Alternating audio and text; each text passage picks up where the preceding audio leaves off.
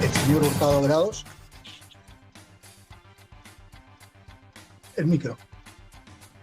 Ahora sí. Disculpe, muy buenas tardes. Andrés Hurtado Grados, DNI 09. Gracias. El señor Mioley. Buenas tardes. Augusto Javier Mioley, con DNI 70. Gracias. Muy buenas noches. Estas son imágenes de la audiencia que sostuvo hoy el testimonio de Andrés Hurtado, Mioley, el señor Mioley, también comprometido en este caso de tráfico de influencias y de posible cohecho y eventualmente lavado de activos que investiga la Fiscalía. Esta noche tenemos en exclusiva la declaración, la primera que ofreció Andrés Hurtado, el documento completo y desmenuzado en una nota especial. Pero antes de iniciar el noticiero queríamos comentar con ustedes información de último minuto, porque el Poder Judicial acaba de determinar que procede 9 meses de prisión preventiva para el primo de Jefferson Farfán, conocido como Cricri, tras una denuncia por violación, un hecho que habría ocurrido en la casa del futbolista.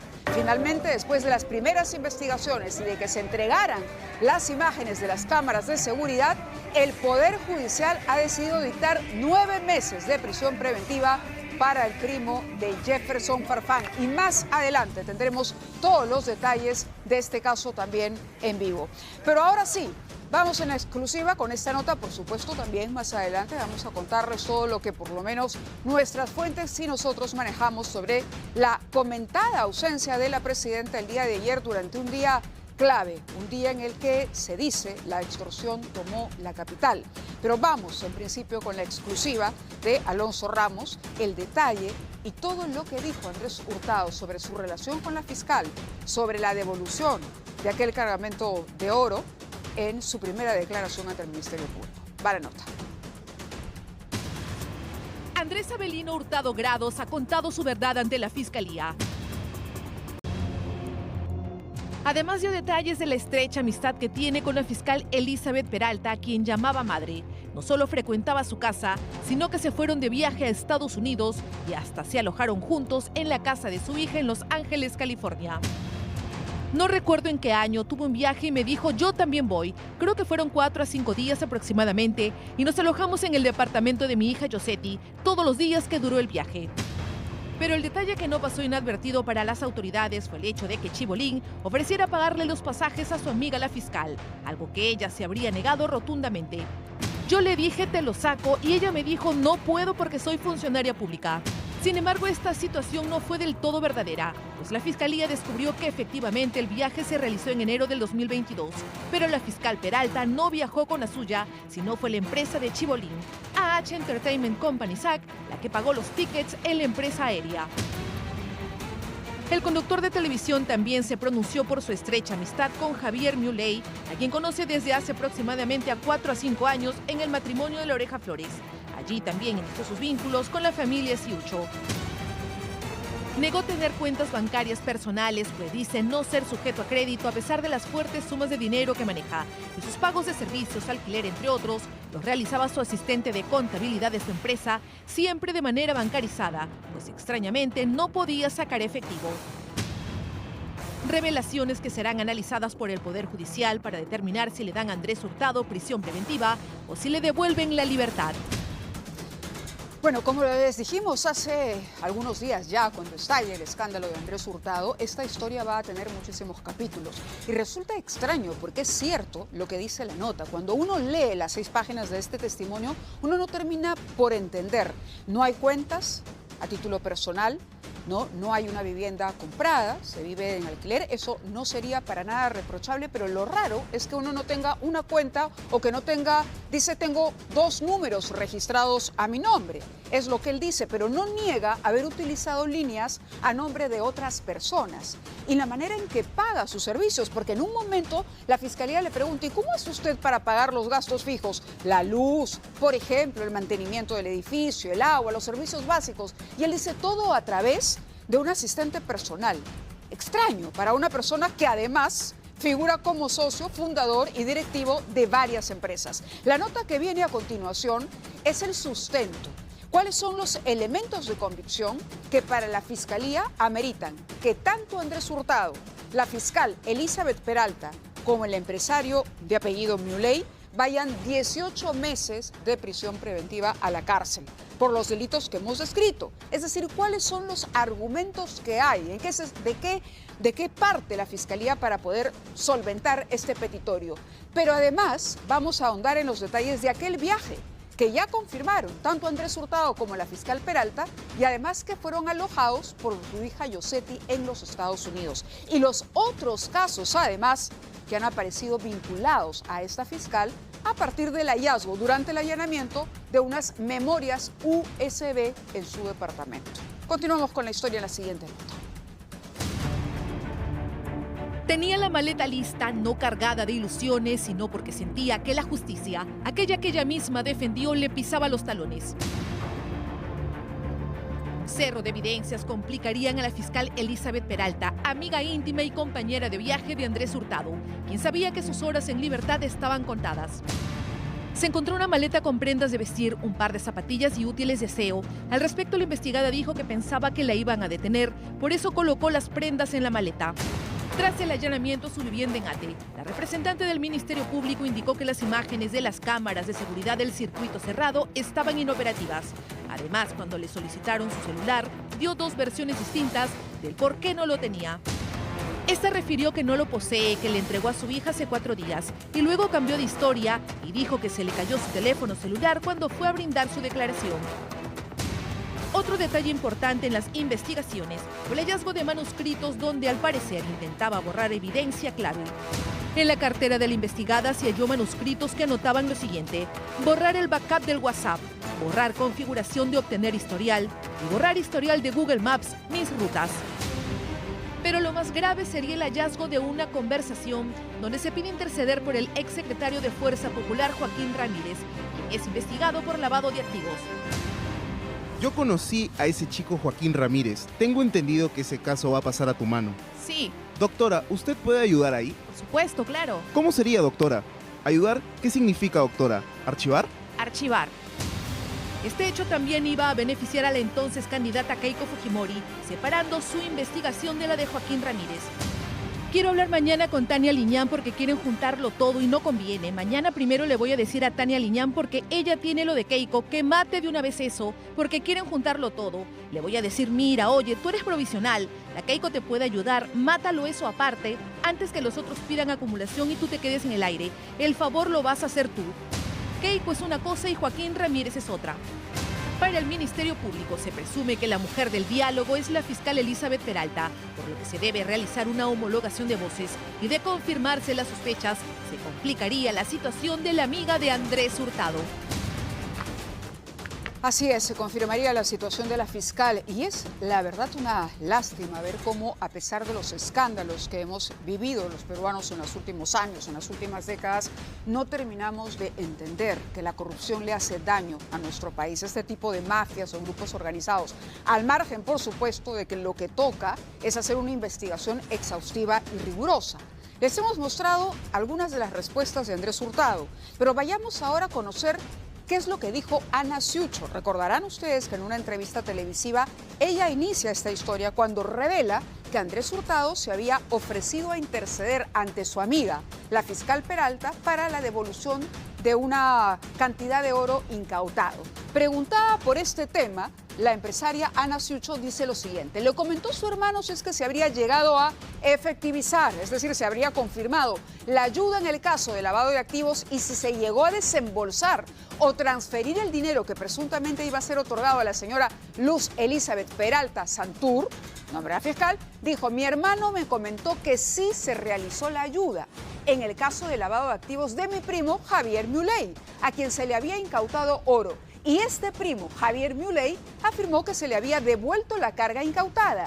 Y sí se llegó a pagar, toda vez que en un inicio el señor Andrés Hurtado le refirió que como inicial tenía que dar $500.000, lo cual hasta ahí mi hermano me cuenta que sí se hizo esa entrega de $500.000. Ya respecto al monto posterior, porque ella habla en la entrevista televisiva de $1 millón, desconozco, dice, porque la relación que tenía Hurtado con mi primo terminó y porque Andrés Hurtado aseguró cosas que no habían sido ciertas. Por ejemplo, que mis hermanos habían saltado código y que se habían ido directo a conversar con la señora Elizabeth Peralta, lo cual es totalmente falso.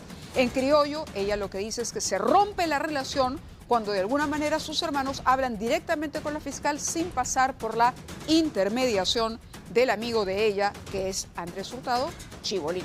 Pero ¿cómo empieza esta historia? Para ponerlo en contexto, vamos a recordar los inicios a partir de esta entrevista y de una anterior y el vínculo de Andrés Hurtado. Vamos ahora con información de último minuto. Han asesinado a un hombre de 4 balazos en la cuadra 2 de la avenida Camino Real. Una persona que iba a bordo de una camioneta BMW. Esto es en el corazón de San Isidro. Nuestros equipos están llegando a este lugar para reportarnos en directo y obtener mayor información. Pero repetimos la información, hace solo unos instantes, en la cuadra 2 de la avenida Camino Real ha sido asesinado un hombre de 4 balazos. Él iba a bordo de la camioneta que están ustedes viendo, BMW, que está acordonada ahora por la policía. Ampliaremos la información y esto es solamente un síntoma de los tiempos que corren en el país. El día de ayer hemos sido testigos de un paro de transportistas.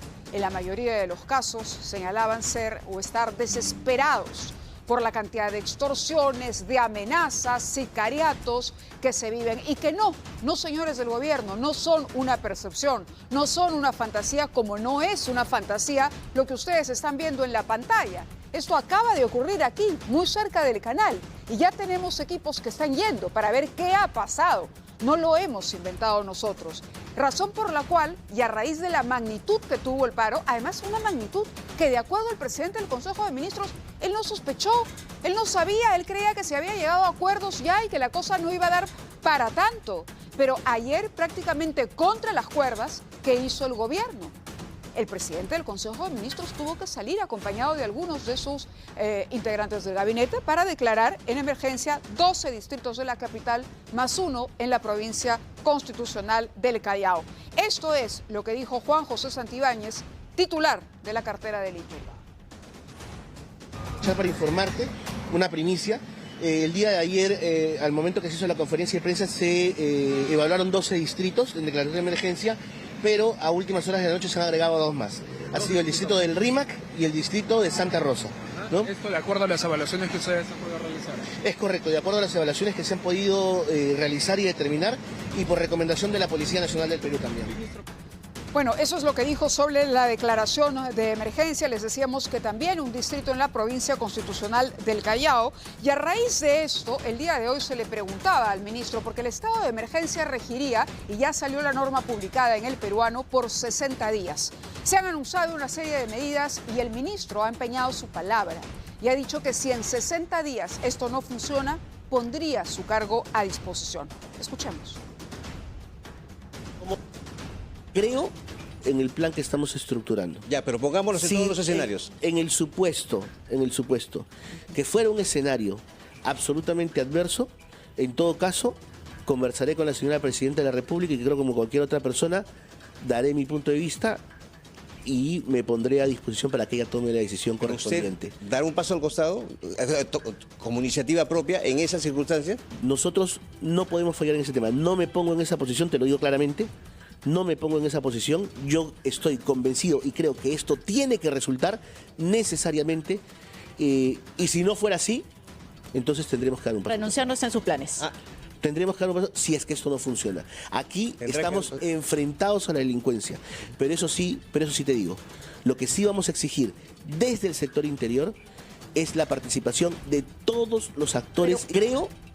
A ver, el tema es complejo, pero prácticamente arrinconado por los periodistas. Santibáñez tiene que en algún momento decir, si esto no funciona, porque se le ha reclamado al ministro del Interior que esté mucho más ocupado en los temas personales de la presidenta o en sus enfrentamientos con la Fiscalía que con trabajar una estrategia efectiva, eficiente, que tenga resultados. Hace tiempo se le viene señalando al ministro cuál es el problema, mejor dicho, que más preocupa a los peruanos. Hoy se habla de terrorismo urbano. Dentro de las medidas, junto con la declaración de emergencia, se dice vamos a presentar un proyecto de ley. Pero ¿acaso una ley, un papel, una norma con la rúbrica de una presidenta o de todos los congresistas va a cambiar la situación? Es decir, ¿se promulga la ley y se acabó la delincuencia? No, eso no ocurre, pero se abre el debate. Se ha pronunciado el presidente del Poder Judicial en su momento, en el Congreso también iniciativas de la misma naturaleza, y ahora el Ejecutivo anuncia que presentará lo propio, un proyecto de norma para declarar o tipificar el delito de terrorismo urbano. ¿Qué dice la calle? Edgar Aguilar tiene el reportaje. Todo avanzar, causa, mano. Alerta roja en Lima. Hemos visto la evidente colisión entre el rechazo popular. El gobierno está muy desconectado de la población. Si usted te das cuenta, el ministro está más preocupado en cómo salvar a la presidenta. La guerra entre bandas. Matan a chofer que no pagó cupo. Extorsión criminal paraliza Lima. Ley de terrorismo se votará la próxima semana. Y una pila de proyectos de ley de terrorismo urbano, 16 para ser exactos, que el Congreso dice pronto resolverá. Que ya estamos terminando dictámenes, cerca de 5 dictámenes de leyes. Como la vez pasada, esta emergencia, ¿qué solucionó? Nada, peor, hay más. Más papeles, simples hojas, llegan y llegan al Congreso. Esta vez, una con el título de Proyecto de Ley, Terrorismo Urbano. Es para el gobierno su principal arma de batalla. ¿Usted está de acuerdo o no? No, porque no tiene ningún sentido si la señora Boluarte no tiene la capacidad de dirigir el Estado. Uno podría estar de acuerdo, pero si eso no conlleva a un plan que se pueda medir en resultados. Francamente, señora, ¿por qué no se va a su casa? ¿Por qué no se va a operar donde su guay, que su Rolex? ¿Por qué no se va? Se califica como terrorista urbano al que provoque o realice sicariato, explotación sexual, secuestro, robo agravado, extorsión, tráfico ilícito de migrantes, minería ilegal, reglaje, entre otros delitos que hacen que vivamos casi encarcelados. No salgo, ahora parezco una prisionera, no salgo a la calle. Llegas a la esquina, no sabes si te van a matar o te van a robar. Llego a las 8 de la noche a mi casa, no salgo por la inseguridad que hay. La pena, de 23 a 30 años de cárcel efectiva, aunque para los peruanos se trate de puro y duro populismo. Solamente es un paliativo que va a ser solo un momento, puede ser hasta un mes o 2 meses, luego va a continuar. O sea, la vida de un peruano no vale nada para la señora Dina Boluarte. La legislación vigente ya permite imponer condenas de más de 20 años por extorsión, así que el problema parece ser de fondo. O sea, es un problema realmente estructural. Lo primero que tendría que hacer es hacer que toda la inteligencia del país trabajen única y exclusivamente para solucionar el problema de la inseguridad. Y como eso hasta ahora no se ha dado, la gente está reaccionando. Defendernos y hacer justicia pues con nuestras propias manos, porque en verdad va a seguir más muertos, más amenazas y todo. Lima ha dejado el gris para convertirse en una gótica ciudad. Después de lo que vimos el día de ayer con el paro, los gremios pequeños, medianos, grandes de empresarios, desde las pequeñas bodegas hasta los grandes grupos financieros, se han pronunciado y le han dicho al gobierno que está perdiendo la batalla frente al crimen organizado, en una suerte de estado paralelo. Otra de las medidas que ha anunciado el ministro del Interior ha sido la conformación del grupo Gorex, un grupo de 100 agentes especializado en el tema de la extorsión. Y uno se pregunta, así como con el estado de emergencia, la sola creación de este grupo, cuando entendemos que ya hay policías en este momento que investigan las extorsiones, es más, hay hasta una línea telefónica habilitada, ¿solucionará el problema? ¿Se va a especializar? ¿Se le va a dotar de mayores recursos? ¿Qué pasa con la inteligencia?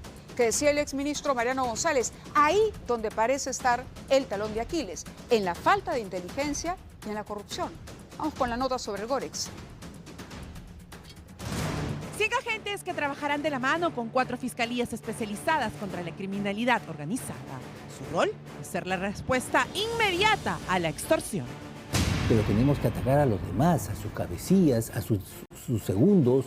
Ahora, con este equipo, tenemos que atacar su patrimonio. Tenemos que quitarle todo su financiamiento. Este es el recientemente creado Grupo Gorex de la Policía Nacional.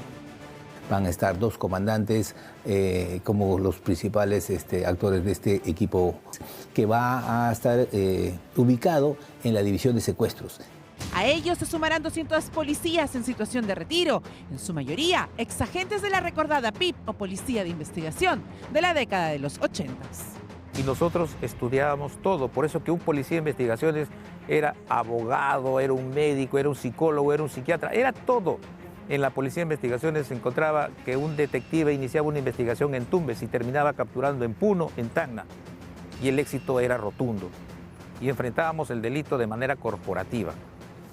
Es decir, no se traspasaba la investigación tal y como ocurre en el presente. Pero Gorex no es el primer equipo especial. En noviembre del 2023 se conformó la Brigada contra Extorsiones, designándose a 130 agentes. A ellos se sumó el Grupo Greco, orientado a la lucha contra el crimen organizado, para lo cual se destacó a 100 policías más. Y finalmente a la Brigada de Patrullaje a Pie, donde se destinó otros 300. En suma, van 630 policías en actividad orientados exclusivamente a la criminalidad. Los esfuerzos están surtiendo efecto. No tiene productividad esto. Y cada grupito demanda de una administración. En la Dirección contra el Terrorismo se creó una unidad élite que se llamó GEIN y tuvo la productividad que nosotros conocemos y hoy agradecemos a estos señores. Y todas las demás unidades de la DIRCOTE aportaban a estos resultados. Eso es lo que se tiene que hacer en la Dirección de Investigación Criminal, no subdividirla en átomos.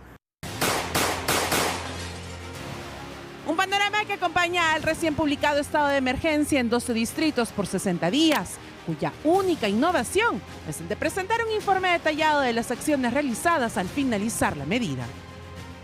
El gobierno nos explica, los gobiernos locales, ¿sí?, cuál va a ser nuestro rol para poder nosotros también comunicar a los vecinos. Además, la presidenta le juega en contra a ella misma. ¿Por qué? Porque levanta una gran expectativa en la población y la población luego se da cuenta que lo único que han hecho es jugar con su expectativa. Esta es la reflexión a la que ha llegado el alcalde de San Juan del Lurigancho, distrito que enfrentó la medida hace exactamente un año atrás, cuando fue ordenada por 3 meses. Considera que la falta de presupuesto habría sido la razón del fracaso. Es importantísimo que si han tomado la decisión política de sacar a las Fuerzas Armadas, le den todo lo que se necesita en términos de recursos, porque luego estamos luchando ¿por qué? Por la comida, por el transporte, por el combustible, etcétera y etcétera de cosas. Entonces, si van a hacer un anuncio de esta naturaleza, yo imagino que ya tienen todo esto resuelto. Si no, vamos a tener lo mismo. Esta vez espera que corrijan los errores, ya que la delincuencia ha demostrado estar imparable. Como se van dando cuenta, lo que se percibe en realidad es que son acciones, ¿no? Quisiéramos, y de verdad todo el éxito del mundo de la policía, que a partir de ahora va a integrar a todos los agentes que se van a sumar a este equipo especial. Nadie quiere que fracasen, por el contrario, queremos como peruanos que se derrote de una vez por todas al crimen organizado que tanto daño nos está haciendo en los últimos años. Pero lo que se percibe con claridad es que las medidas parecen ser únicamente parches. Cuando recordamos los estados de emergencia anteriores, decimos, ¿y qué pasó? Y la ciudadanía se pregunta lo mismo. Y cuando se anuncian grupos, lo acaba de decir nuestra reportera Jacqueline, ¿cuántos grupos más se van a formar? Pero ¿cuál es la política? ¿Dónde está el Consejo de Seguridad Ciudadana que existe para que trabaje conjuntamente la Fiscalía con la Policía y el Poder Judicial y con todas aquellas otras instituciones con las que tiene que trabajar? El gobierno parece andar encerrado en 4 paredes, 4 señores ministros que de pronto van improvisando anuncios para tratar de ganar tiempo. Pero el crimen avanza, avanza y parece que les dobla la mano en este pulseo. Vamos a escuchar qué ha dicho, por ejemplo, el alcalde o el gobernador. Primero es el alcalde de Ancón, ¿correcto? El alcalde de Ancón. A ver, él dice contra el estado de emergencia. Él habla de los 2 penales que alberga su distrito. ¿Qué es lo que ha referido esta autoridad municipal, que también debería tomarse en cuenta para cuando se desarrolle una estrategia en la capital? Y cuando hablamos de capital nos referimos a toda la región, por cierto. En primer lugar, los vecinos tienen que sentir que la policía está con ellos, porque no hay, en realidad hay muy poca presencia de efectivos policiales en Ancón. El Ejecutivo tiene que reaccionar de manera rápida con esta declaratoria de emergencia y a la vez tiene que dotarle pues, de herramientas para que el serenazgo, en el caso de Ancón, que somos 40 serenos para una población de 120.000, pueda por lo menos incrementarse a unos 150 serenos. Eso requiere recursos. Porque además esto se complica porque en Ancón tenemos 2 penales. Estos penales maximizan, ¿qué cosa? La delincuencia. Una comisaría para cada 120.000 habitantes, es el dato que nos llega desde Ancón.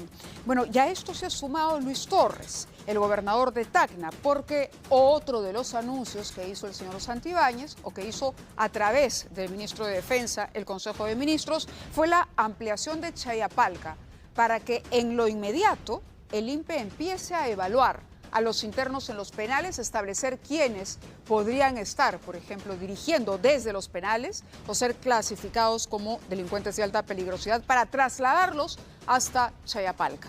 La respuesta desde Tacna no tardó en llegar.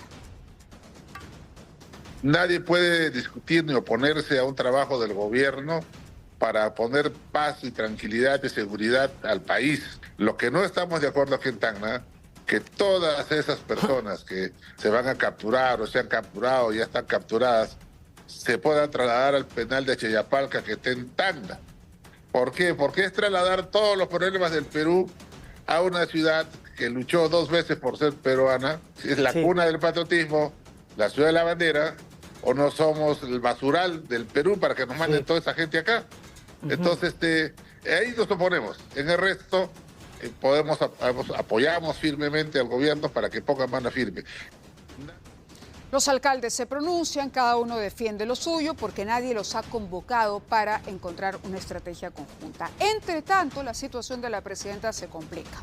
Ahora enfrenta una tercera investigación fiscal, esta vez vinculada a la presencia de este auto asignado al despacho de la presidencia, conocido como el cofre en Asia, en tiempos que habrían coincidido con operativos o con información que indicaba que Vladimir Cerrón se encontraba por allí, en una presunta ayuda que se le habría podido prestar al prófugo de la justicia para evadir la ley. Dina Boluarte sigue acumulando investigaciones. La del llamado cofre es la tercera. La mandataria sospechosa de proteger y eventualmente ayudar al prófugo líder del partido que la llevó a la presidencia, Vladimir Cerrón. Mentes siniestras, parece Chucky con su novia. Ha pasado medio año desde que se difundió la foto del vehículo presidencial en Asia a finales de febrero pasado. Ya esta noticia criminal tiene varios días, ¿no? Yo no entiendo por qué está actuando tan lento el Ministerio Público a través de la Fiscalía de la Nación. El tema ha cobrado relevancia recién tras la difusión del audio en el que supuestamente la voz de Juan José Santibáñez admitiría que se usó el auto para que Cerrón escape a Pisco. Esa orden de uso del cofre de funcionarios y de correo electrónico. A la mandataria se le atribuye el presunto delito de encubrimiento personal, pero podrían en el camino acumularse otros. Delito de peculado de uso, por ejemplo, usar un bien público que es el cofre para cosas particulares, entre otras situaciones que tiene que definitivamente indagar el fiscal de la Nación. Como en los casos de las muertes por las manifestaciones y de los Rolex, se abren diligencias preliminares contra la presidenta de la República. Los implicados serán citados desde la próxima semana, pero aún no hay fecha para, por ejemplo, tomarle declaración a ella. Una vez que recabe los elementos de convicción suficientes para pasar a la siguiente etapa, vale decir, para formalizar investigación preparatoria, él necesita el asentimiento del Congreso. Según la Carta Magna, un jefe de Estado no puede ser acusado durante su mandato, excepto por traición a la patria, por disolver irregularmente el Congreso o impedir las elecciones. Sí puede ser investigado. De hecho, en los otros 2 casos, Boluarte ha sido denunciada constitucionalmente ante el Parlamento. Lo que vamos a ver acá, que el Congreso no va a poder acusarla, vale decir, no va a poder remitirle esto nuevamente al fiscal de la Nación, sino va a tener que suspender su trámite hasta que se le terminen las prerrogativas una vez terminado el cargo. En enero pasado, la policía buscó en un condominio del sur de Lima a Cerrón, quien está por cumplir un año prófugo. A pesar de referirse a asuntos familiares, hay un halo de misterio sobre qué hacía el vehículo o la propia Boluarte a finales de febrero. Hay quien piensa que se ayudó a Cerrón a escapar, otros que este se reunió con personajes importantes de Palacio de Gobierno. Esta nueva investigación es noticia en todo el mundo. En otros casos, la estrategia de la presidenta ha sido guardar silencio. También ha dado alguna declaración general sin responder preguntas. Su abogado solo ha dicho que va a declarar.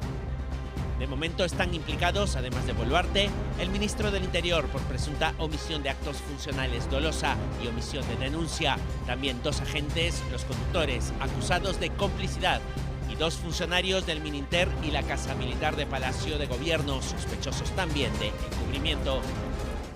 Pero para la presidenta las cosas son aún más graves porque la ciudadanía ha notado, no ha pasado por alto, el hecho de que un día clave como el de ayer, un día tan grave para la ciudad de Lima, con todo lo que vimos en las calles, con el problema del transporte público y con los gritos desesperados pidiendo que por favor se mejore la seguridad y se acabe con las extorsiones, la presidenta no dijo nada.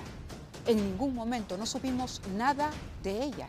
Nadie sabe qué hizo, porque además en la agenda de la presidenta no estaba consignada ninguna actividad oficial.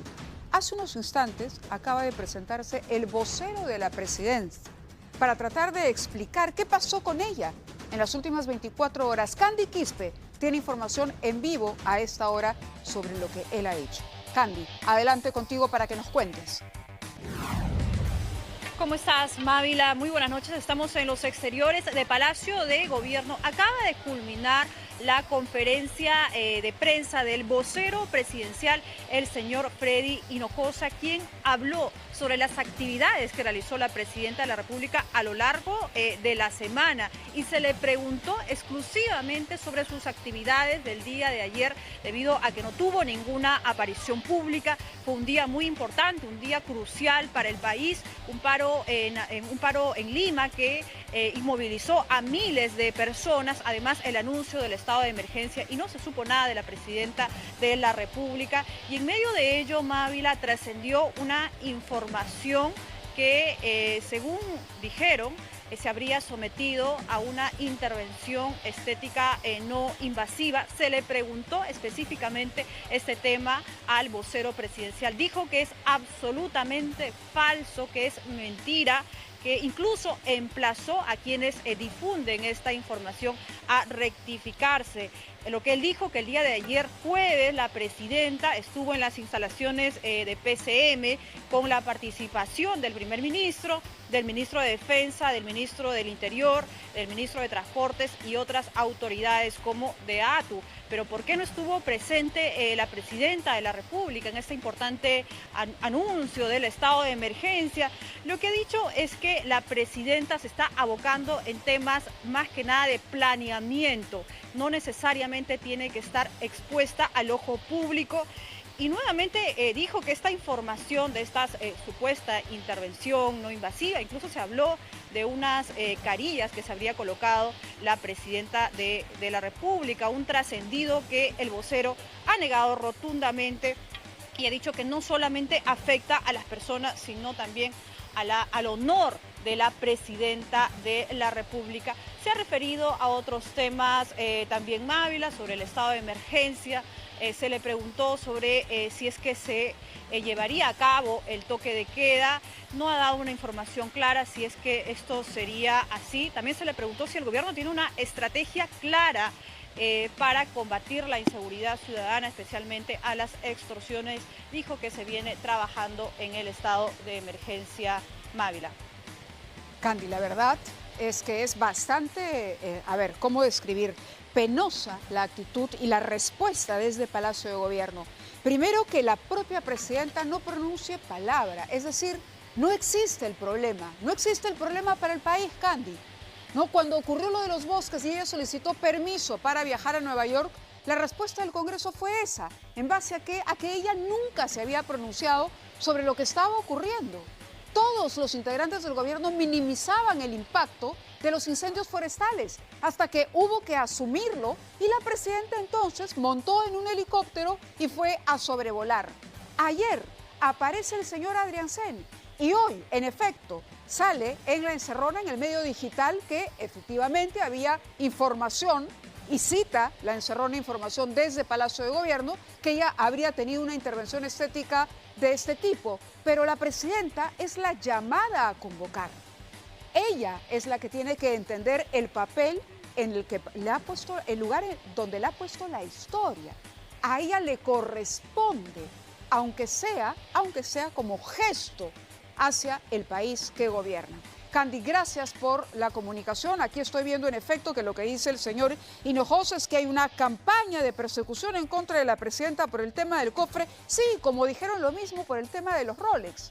Y en ambos casos, ¿en qué ha terminado esos escándalos? En investigaciones fiscales. Vamos a tener más adelante y más información, porque lo que tenemos ahora también, gracias Candy, desde Palacio de Gobierno, Candy Quispe con los últimos detalles de cuál ha sido la respuesta, que además la da a través del vocero, porque la señora es incapaz de decirles siquiera a los transportistas, señores, mi gobierno, este gobierno está convocando a todas las fuerzas, los vamos a apoyar, vamos a salir a defenderlos, vamos a hacer esto o lo otro. Ella sigue planeando, dicen que sigue planeando, pero cuando se le pregunta por el toque de queda, no, todavía están en evaluación. ¿Y qué hicieron ayer? ¿No? Que estaban evaluando. Ahora, la presidenta también, hemos informado antes, este caso de el cofre, quién lo habría manejado, ¿no? Como ustedes saben, en la Comisión de Fiscalización se había citado a un suboficial que presumiblemente era el que manejó el auto para que diga exactamente qué hizo, cuándo sacó el auto de de Lima para ir a Asia y si tuvo algo que ver o no con la fuga de Cerrón. Lo concreto es que según el señor Henry Shimabukuro, que es uno de los ex asesores en la sombra, el señor Castillo, ¿no? Hay una información importante sobre otra persona de suma confianza de la presidenta en Palacio, que es justamente el señor John Hanampa, conocido como La Sombra. La Sombra porque anda pegado a la presidenta desde la campaña presidencial. La Sombra habría sido una de las personas que sabría exactamente por dónde y a dónde habría ido este vehículo presidencial. Pero hay más información sobre La Sombra en la siguiente nota que ha preparado Igor Malca. Pedro Castillo tenía un entorno chotano que incluía agentes policiales, personas de su máxima confianza. Tal parece que ocurre lo mismo con Dina Boluarte y de su círculo apurimeño habría salido la elección del suboficial John Hanampa como sombra de la presidenta de la República, cubriéndole la espalda desde tiempos de la campaña electoral y asumiendo otras labores que al parecer no le correspondían.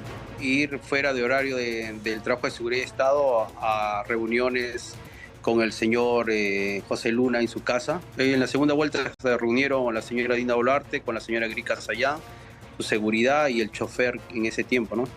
El agente, según él mismo pone en sus redes sociales, proviene del Escuadrón Fénix. Ahora es indicado como la persona que condujo el cofre durante su periplo por el sur de Lima a finales de febrero pasado. Sería de entera confianza de la jefa de Estado. Bastante confianza, no solo a él, también desde la campaña. Él es testigo de reuniones clandestinas con empresarios, entregas de regalitos, no solo él, otros seguridad de Estado que están muy en el entorno de esta señora.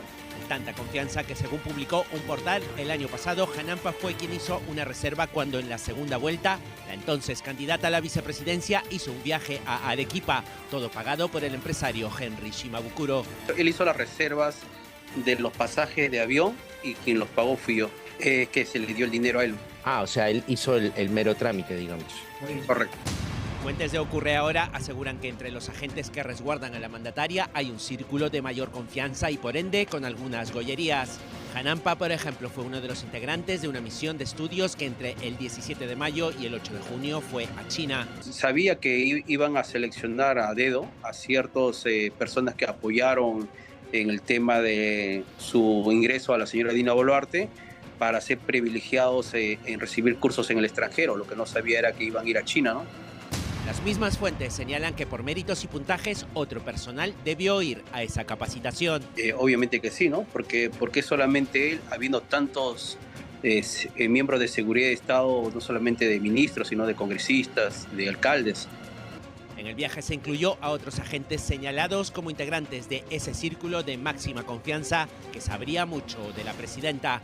Buscamos a Janampa sin suerte en el domicilio consignado en el RENIEC. ¿El señor Janampa se encontró? Ha salido. Él vive acá.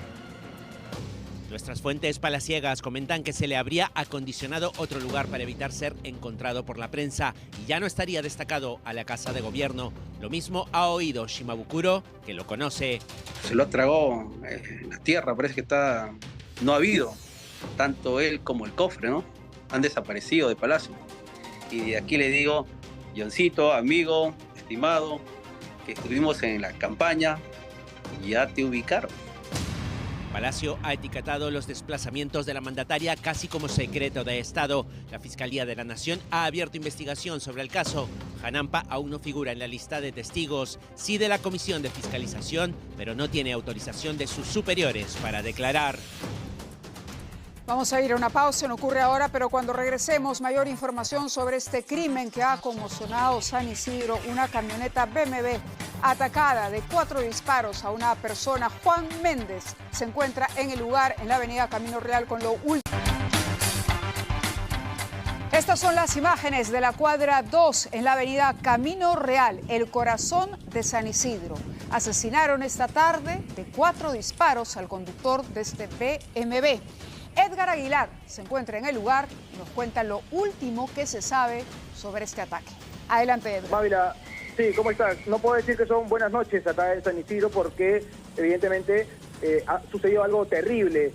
Al parecer, el fruto de la extorsión, de la delincuencia en nuestro país ha llegado al corazón de San Isidro. Esta es una versión que tendrá que corroborar la policía, pero de momento te comento lo que está pasando acá. Se ha ampliado este perímetro que ha elaborado la policía porque acaba de llegar personal de peritos de criminalística y ya se están acercando al vehículo que permanece estacionado y la víctima todavía está dentro. ¿Qué nos cuentan las personas que vieron o escucharon algo? Porque esto es el centro empresarial, corazón de San Isidro, Mávila. Sí. Nos cuentan que esta avenida, normalmente la primera cuadra de la avenida Camino Real, no suele estar, digamos, llena de carros en la noche, pero como han cerrado una calle acá por obras, la calle Sacsayhuamán, justo en ese cruce entre Sacsayhuamán y Camino Real, ahí es que llega una moto con aparentemente 2 sujetos, eso es todavía información que se tiene que corroborar, y desde ahí realizan 4 disparos, aprovechando que esto estaba lleno de vehículos y el BMW no podía ir ni hacia adelante ni hacia atrás, entonces lo han cercado con el tráfico y ahí han agarrado y le han disparado. Se colocaron más o menos a 5 metros de distancia y han pues jalado el gatillo. Edgar. A sangre fría. Sí, Mávila, te escucho, dime. Sí, tenemos entendido que el nombre de esta persona sería Daniel Fernando Castillo. Ese sería el nombre de la persona que ha sido asesinada esta noche. Como tú decías, han aprovechado el tránsito en Camino Real, ¿no? Y al auto no poder moverse ni para atrás ni para adelante, tener margen de maniobra, pasa la motocicleta y son 4 los disparos. En este momento, en efecto, hay varias obras que se ejecutan en las vías paralelas. Hay policías en el lugar, me imagino. Están llegando peritos también. ¿Puedes confirmarnos la información y la identidad, si hay algo más que se sepa de la víctima?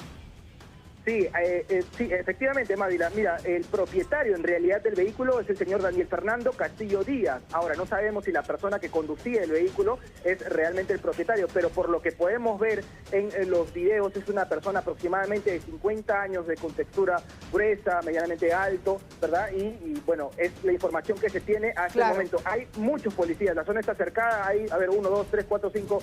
como 7 patrulleros de la policía, más camionetas también del Ministerio Público, el Serenazgo ha acercado a la zona también y hay información preliminar que al momento de vivir estos sujetos, porque te cuento, Mávila, que ellos no siguen el sentido de la pista, sino que van en contra y escapan entre los carros y se pierden, ¿verdad?, entre el tráfico. Por más que los serenos de San Isidro los han querido seguir, no han podido porque están en moto, se han ido en contra y se han metido por callecitas y se fueron. Lo más probable es que hayan salido hacia la avenida Javier Prado, que también está bastante cerca de acá.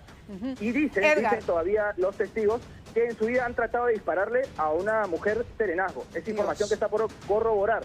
pero imagínate el nivel de violencia, Mávila, en la calle. Así es, Edgar. Muchísimas gracias por ese despacho oportuno. Nosotros acá todavía estamos consiguiendo también información sobre ese señor Daniel Fernando Castillo, como dices tú, propietario del vehículo, que también sería gerente de empresas vinculadas al sector construcción. Edgar Aguilar, desde el corazón de San Isidro, pero vamos ahora con Karina Reinafarge, porque hay otra información que atender y que tiene que ver con el primo de Jefferson Farfán. Esta noche ya se supo que el Poder Judicial ha dispuesto prisión preventiva para él. Vamos adelante con Karina. Adelante, Karina, contigo. Muy buenas noches, Mávila. Efectivamente, como tú bien lo has señalado, el juez Víctor Alfaro ha confirmado que Cristian Martínez Guadalupe, primo de Jefferson Farfán y ahora acusado de haber abusado de una menor de 19 años, pasará el proceso en prisión. Se ha aceptado este pedido de la Fiscalía de 9 meses de prisión preventiva. Él continúa aquí retenido en la Corte Superior de Justicia de Lima Este, a donde llegó anteayer, a las 3 de la tarde. Hasta el momento no se sabe si es que es el día de hoy que será trasladado al penal de Ancón 1 y después esperará ahí la clasificación del penal a donde purgará esta condena de 9 meses de prisión preventiva. Comentarte que hasta aquí llegó su madre, evitó brindar declaraciones, ella estaba sollozando, tenía un rosario en la mano y cuando se acercaron los medios de comunicación decidió retirarse. También estuvo aquí el abogado de la víctima, quien solamente le dijo a los medios de comunicación es un tema privado. El abogado defensor de Cristian Martínez Guadalupe sí habló con nosotros, confirmó que se le había dado los 9 meses de prisión preventiva, y ha señalado que la defensa va a apelar, Mientras tanto, ahora se espera el traslado del ahora ya formalmente detenido Cristian Martínez Guadalupe. De acuerdo, Karina. Gracias por la información también a ti. Nosotros vamos a seguir pendientes del desarrollo de todas estas noticias. Nos ha ganado el tiempo, sin embargo, hoy es viernes. Que tengan ustedes un buen fin de semana, a pesar de todo lo que está ocurriendo en nuestro país. Y al gobierno, realmente una exhortación. Tienen que empezar a trabajar en equipo y atender puentes con otros sectores. Encerrados no van a poder, señores. De verdad, gobernar el país requiere de escuchar a los que saben y tener sobre todo empatía con los problemas de los ciudadanos. Buenas noches para todos.